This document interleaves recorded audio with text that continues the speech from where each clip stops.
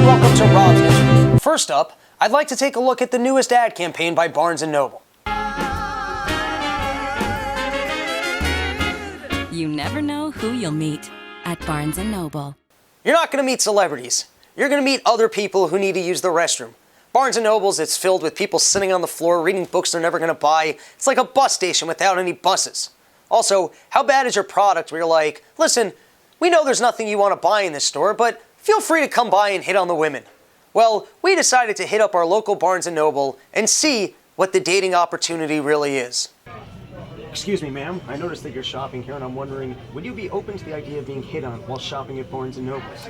Actually, the only reason I come here is to get hit on. Oh, so you don't like to read the books? I don't know how to read. I come here to look for smart men. So you'd be open to the idea of going on a date with someone you met at Barnes & Noble's? Yeah. What are you doing tonight? Putin just unveiled his massive triple-decker war room.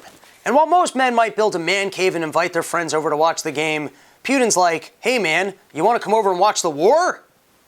And you know, you watch old war movies and it used to be like... I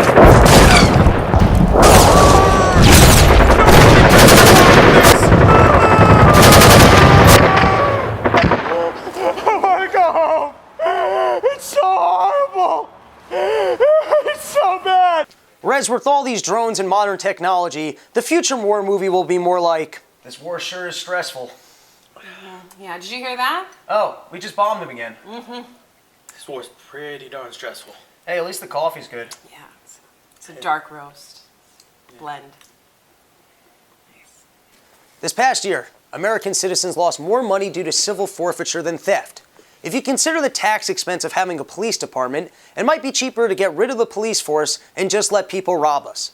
Now, if you want to know how you can live a life free from government intrusion, the thing you have to do is live in small communities with other like-minded people.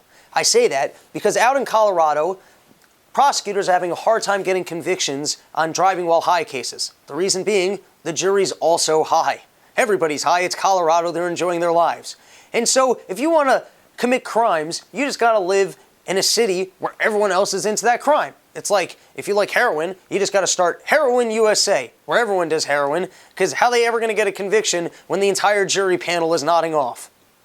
Now, this past week, the government lost a $150 million airplane. That comes a week after they lost a $3 billion blimp.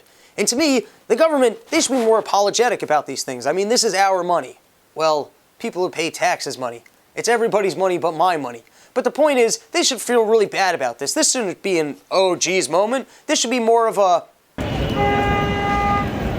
I'm so sorry! I'll never do it again, I'm sorry! Jeez! I'm really sorry, come on! Due to all the turmoil and war in the world, the Pope got up, he made a speech, and he called Christmas a charade. So for all you kids out there hoping for a nice gift from Santa, the Pope has canceled Christmas. The Pope has canceled Christmas. There will be no Christmas this year due to Santa Claus's depression. He said it's a charade by all of us who are trying to pretend like life is still happy and cheerful. It's not. We live in a corrupt world, and the Pope himself has said that we should not celebrate Christmas. Put away the ham, don't buy gifts. Christmas has been canceled. Ted Cruz just put together a prayer team. When asked what he was going to pray for, it was the strengthening of the Republican Party and Donald Trump's timely death. This idea of competitive prayer is new to me, and I wonder what it might look like. Go Team Jesus! Cruz, your prayers suck. God hates you. Look like an oversized Pinocchio. In Syria, ISIS fighters are taking amphetamines to make them into superhuman soldiers.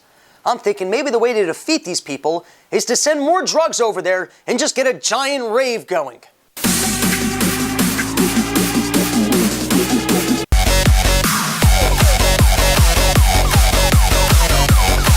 That way, we can pick them up in 3 days when they're all hungover. With the ongoing war in Syria, countries are unsure of what to do with the Syrian refugees. They are now afraid to take in refugees under concerns that ISIS terrorists might pose as refugees and enter their countries. In response to this, a study came out saying it's actually more likely for terrorist attacks to happen from homegrown terrorists, meaning you can't trust anybody. I mean, not even the producer of your own basement broadcast. What are you doing? And for our last story, you're doing something. You're clearly... Okay. For our last story... That's it! Come on! Come on!